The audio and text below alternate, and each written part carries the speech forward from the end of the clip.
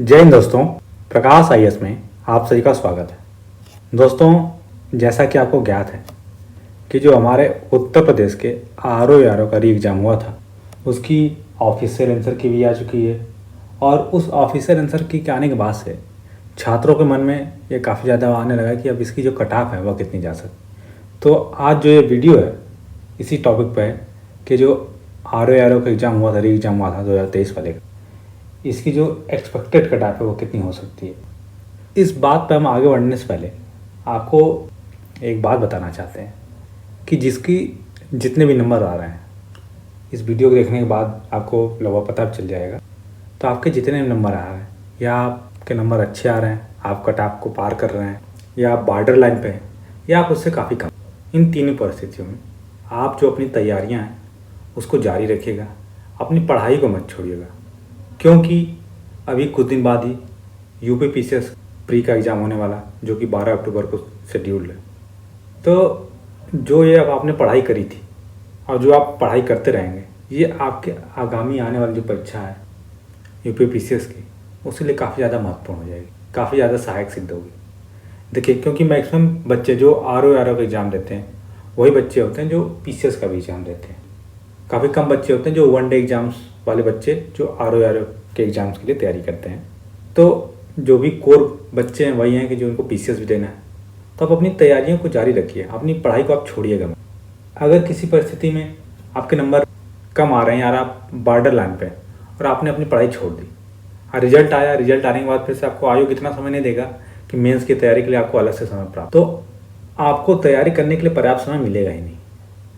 तो आप अपने जो जीएस के सब्जेक्ट्स हैं उनको कंटिन्यू रखिए, पढ़ना जारी रखिए, आंसर राइटिंग करना जारी रखिए, क्योंकि ये सभी चीज़ें आपको आगे काम ही आएंगी। सपोज आपका यहाँ नहीं होता, आपका यूपी पीसीएस निकल जाता है, प्री निकल जाता है, तो प्री के बाद फिर से आपको मेंस तो देना होगा, आपको लिखना तो होगा ही ना। तो इसलिए आप अपनी तैयारियों को बिल्कुल जारी रखिएगा। और चलिए आगे बढ़ते हैं, देखते हैं इस एग्ज़ाम के बारे में।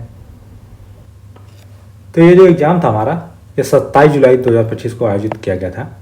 और इस बार एग्ज़ाम आपका दोनों पेपर को मिला दिया गया था, जीएस और हिंदी के पेपर को मिला के एक सिंगल एग्ज़ाम हुआ था। इसमें सीट्स अप्रॉक्स 500 सीट्स हैं और अटेंडेंस इस बार लगभग 48% रही है। इस बार आप सबने महसूस किया होगा कि आपकी क्लास में अटेंडेंस काफ़ी कम रही है। तो ओवरऑल जो अटेंडेंस रही है, जो आयोग ने और उसके अगले दिन जो अखबारों में जो प्रकाशित हुआ, उससे पता चला कि लगभग 48% के आसपास अटेंडेंस थी। तो हम आगे देखते हैं कि ये जो पेपर था वह कैसा था। देखिए, इस बार सबसे महत्वपूर्ण बदलाव था पेपर में कि आपका जो जीएस और जो आपका हिंदी पेपर था, ये दोनों पेपर आपके मिला दिए गए थे और पेपर आपका 3 आवर्स का हो गया था।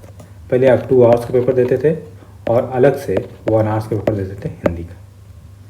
तो ये पेपर मिलाने से क्या हुआ है कि कुछ लोग कहेंगे सर अभी भी वही है, कोई उसमें दिक्कत नहीं। देखिए, पहले क्या होता था कि जब आपके पास फ्री टाइम होता था तो बच्चे जीएस देने के बाद फ्री माइंड से कुछ हिंदी का रिवाइज कर लेते थे, और हिंदी रिवाइज करने के बाद जो बच्चे 60 में से 50+ सही करके आते थे। इस बार ऐसा नहीं रहा। इस बार आपका हिंदी सेम साथ में होने से आपके ऊपर एक बर्डन रहा है, और उस टाइम पहले आपके पास पूरे पर्याप्त 1 घंटे रहते थे हिंदी के लिए। इस बार आपके पास बच्चों ने क्या किया कि नहीं, थोड़ा जीएस में ज़्यादा समय देते हैं और हिंदी में कम समय देते हैं। तो इस बार लोगों के 50+ कम सही हुए हैं, कम बच्चे हैं जिनके 50+ सही हुए हैं। और इस बार पेपर जो लेंदी था, लॉन्ग ड्यूरेशन हो गई थी, 200 क्वेश्चन एक साथ आपको करने में, तो उसकी वजह से भी कई सारे लोगों का फैटिग हुआ, टायर्डनेस हुई। इन सब की वजह से भी कई सारे क्वेश्चन गलत हो गए, कुछ के बबल्स करना भूल गए, कुछ सही आंसर की जगह गलत टिक कर गए। तो ऐसी प्रॉब्लम्स भी आई हैं। बाकी नो डाउट जो इस बार का पेपर था, आप पेपर को हार्ड तो नहीं कहेंगे, पेपर आपका इजी से मॉडरेट ही कहा जाएगा। ठीक, मॉडरेट भी इसलिए कहना पड़ेगा क्योंकि वह आप एग्ज़ाम के बाद जब आप देखेंगे तब तो आपको लगेगा पेपर बिल्कुल हल हुआ, तो बहुत ईजी था। लेकिन जब आप एग्ज़ाम हॉल में बैठे होते हैं तो एग्ज़ाम हॉल का प्रेशर अलग ही होता है। ठीक है, और साथ ही साथ काफ़ी बच्चों ने इस एग्ज़ाम को अपना एक स्टैंडर्ड लेवल रख के तैयारी करी थी, कि ये आयोग का एग्ज़ाम है, तो आयोग से वैसे क्वेश्चंस की एक्सपेक्टेशन थी जो थोड़े हार्ड लेवल के होंगे। और वैसे ही बहुत सारे फैक्ट्स को लोगों ने नहीं रटा था, लेकिन इस बार आयोग ने बिल्कुल क्लियर कर दिया कि आपको अगर हमारा एग्ज़ाम देना है, कोई भी एग्ज़ाम देना है, तो आपको फैक्ट्स भी आने चाहिए, साथ ही साथ आपको उसके डिटेल के बारे में भी पता होना चाहिए। क्योंकि ये आयोग की मर्जी पे है, कभी आयोग पीसीएस लेवल का पेपर पूछ देगा, कभी एकदम वन डे एग्ज़ाम जैसा पेपर पूछ देगा। तो ये सारी समस्याएं भी आ गई हैं इस बार का जो पेपर हुआ है उसमें।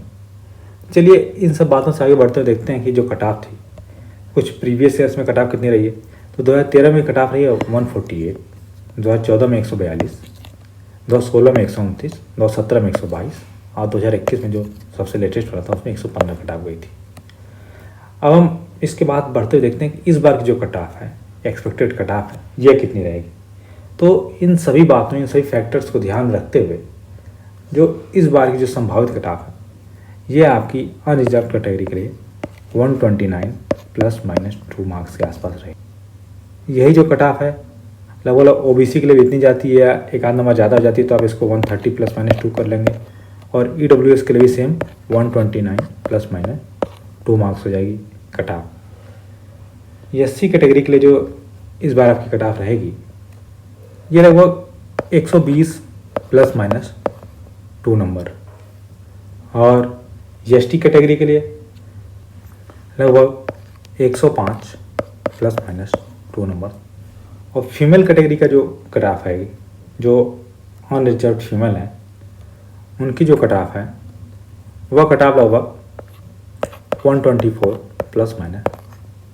तो ये जो है एक्सपेक्टेड कट ऑफ हो सकती है।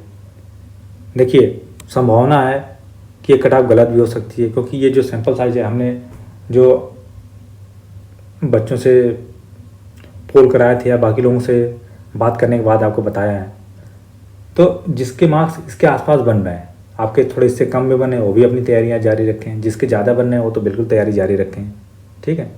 और जो आपकी तैयारी है, जो आपकी पढ़ाई है, वो व्यर्थ नहीं जाएगी।